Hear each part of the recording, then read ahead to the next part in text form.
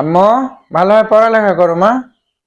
আরে এই যে তুমি ইদানিং দেখি আমার কাছ থেকে টাকা চাও না, মানি ব্যাগ থেকে টাকা চুরি করো না, মোবাইল ঘাটাও না, বুঝলাম না এত ভালো হলে কেন তুমি?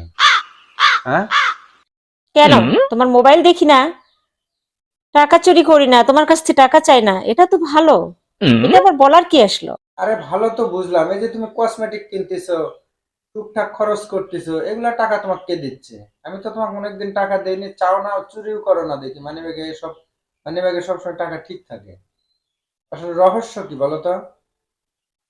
বাবা, তুমি যখন বাসা থেকে চলে যাও না, তখন আম্মু আর আঙ্কেলের সাথে ফোনে চ্যাটিং করে।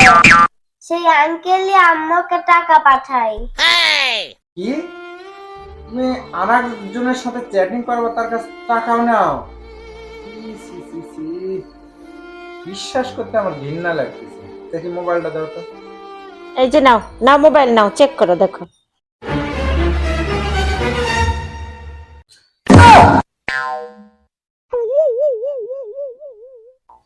কি হইলো, চমকে উঠলে কেন?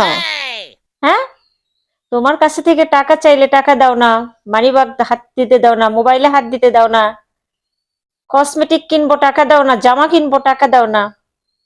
এই জন্য ফেক আইডি খুলে, তানিয়া নামে ফেক আইডি খুলে আমি তোমার কাছ থেকে টাকা চাই, আর তুমি ওই ফেক আইডিতে জামা কেনার টাকা, কসমেটিক কেনার টাকা দাও না।